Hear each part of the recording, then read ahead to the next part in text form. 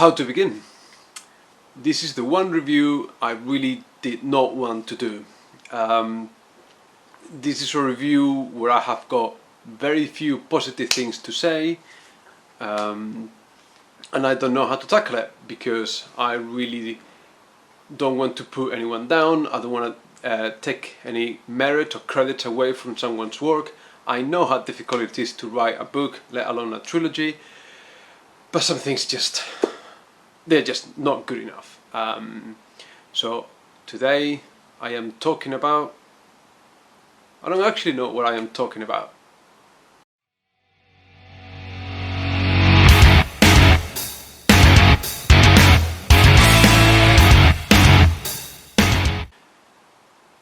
Hello, good morning, good afternoon, good evening, wherever you are in the world, and welcome to another episode of Amazing Worlds. I was busy with my children being sick over the weekend.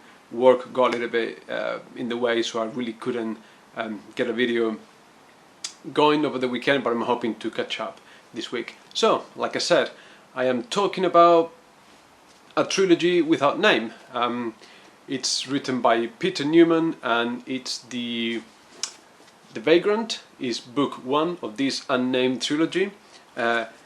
The Malice, that's book 2 in the trilogy, and then we have the 7, which is the final concluding book in this trilogy without a name. And that's where the problems begin, right? We cannot even get the basics straight. What is this? Is this the Lord of the Rings? And then we have the Fellowship of the Ring, the Two Towers, the Return of the King. Have we got a Song of Ice and Fire? And within that we've got a Game of Thrones, a Clash of Kings, a Storm of Swords, all those sort of subtitles there.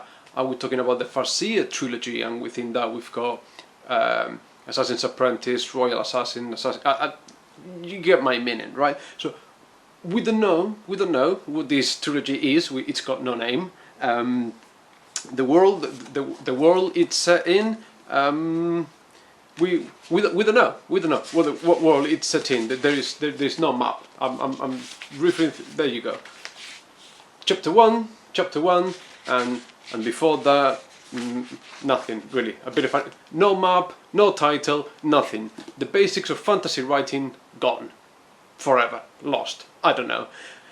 And it's a shame. It's a shame. I mean, I met the writer, the author, Peter Newman. He actually signed the book for me. You can see there. He did even a little doodle there of the man with the sword, and he was a nice enough guy. One of these authors that is willing to have a chat with you and tell you a few things about what he is writing, how the process was about.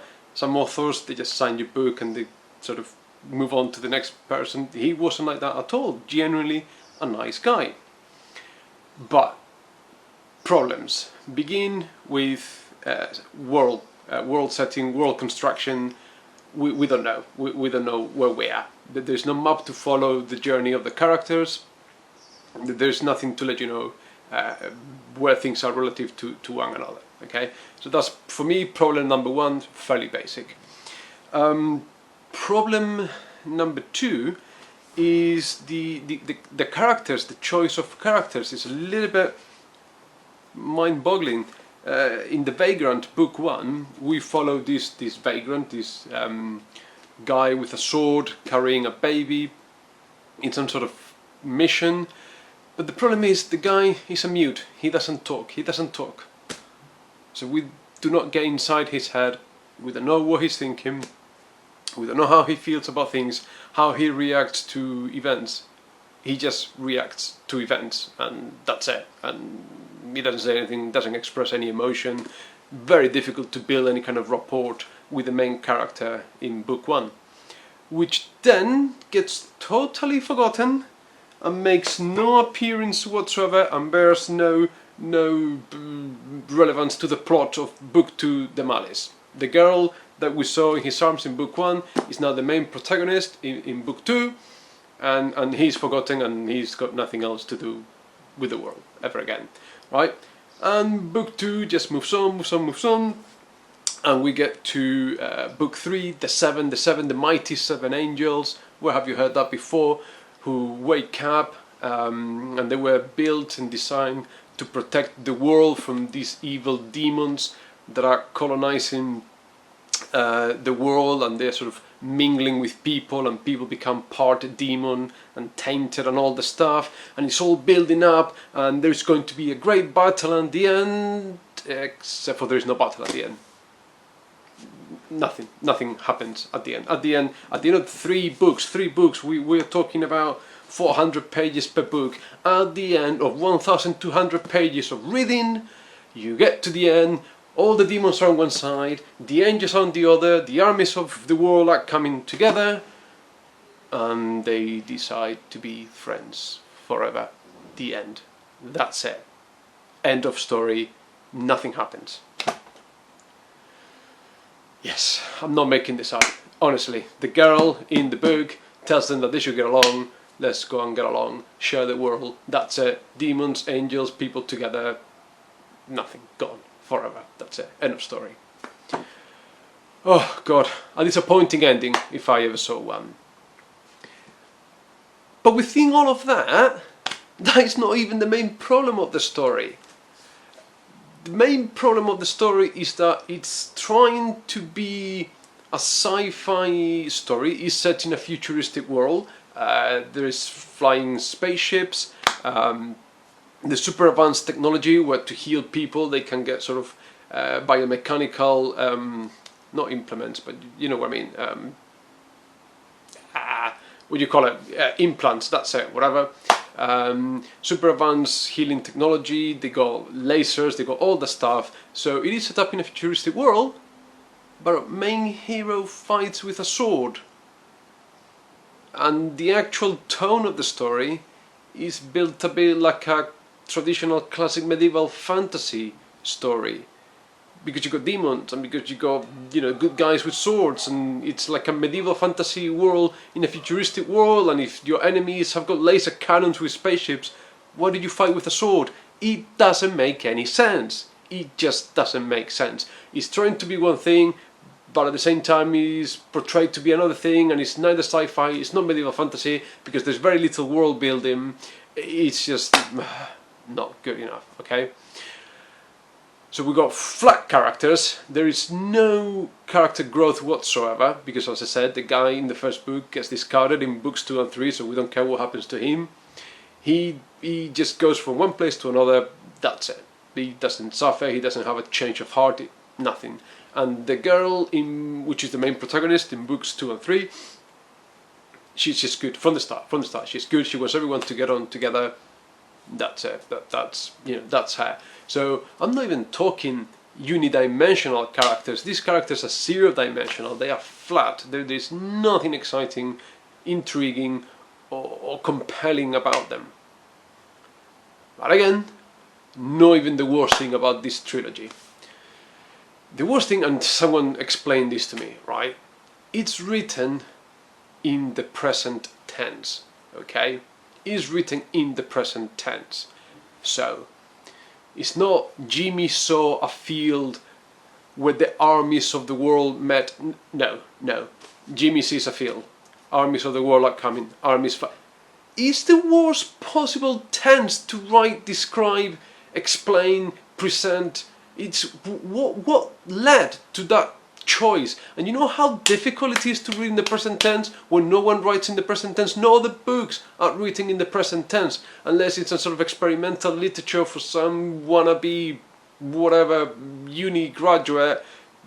No, please, no. Present tense, it doesn't work. It doesn't allow for descriptions of characters, descriptions of landscape, descriptions of any kind. It doesn't allow to build and recreate a set. It's just not done, and it's not done for a reason, because it doesn't work, and it's difficult to read. It doesn't drag you in. There. I'm just ranting. Sorry, I'm just losing the plot. But it's so annoying, because what makes it so annoying is that there was so much potential. There are actually hints of what could have been, and every so often you get snippets of something called the necro traders. Whoa, what are they? And these people that, you know, deal in the black market with bodies for people to get implements, because people are human, but the more they interact and the more they mess around with demons, they become part demon and tainted, and maybe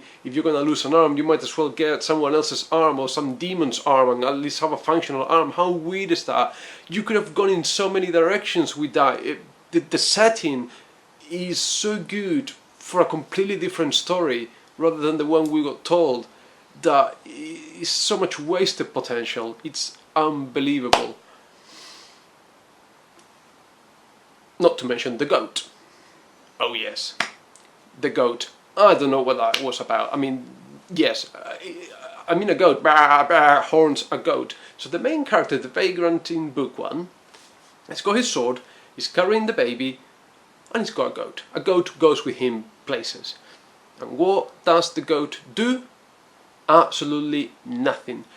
We have a goat in book 1, book 2, even to book 3, the goat appears in book 3 and book 2, there's a goat there. And what does the goat do? Nothing.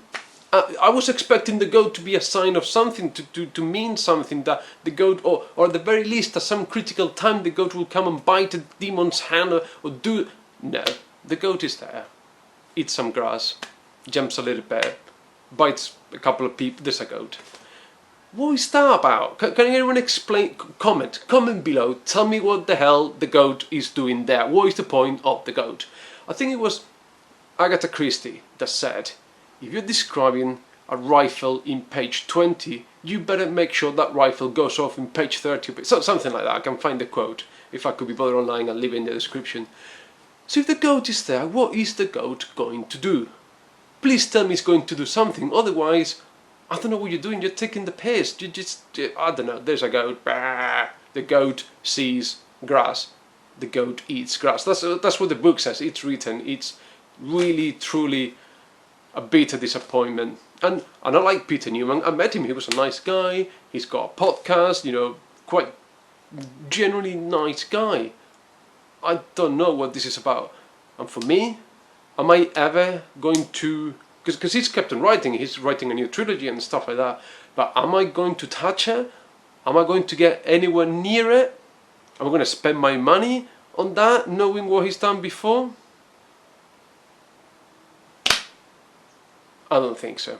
It's just, for me, a mishmash of genres, a poorly written book because of the really odd choice of tense, flat characters, a build up to nothing. Is just a big disappointment.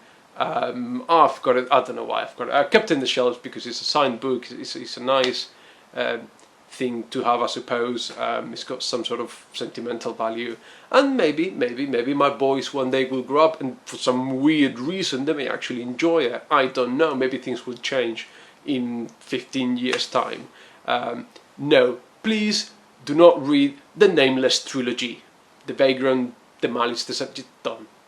Well, no point. There's much better books out there. It's not either sci-fi, not medieval fantasy literature. Forget about it. It's a big no-no for me. Thank you. Pardon for the rant. Please like, subscribe, comment. Let me know what you think. Have I got it completely wrong? I mean, nuts that knows nothing about writing. Please let me know. Take care. See you next time. Bye.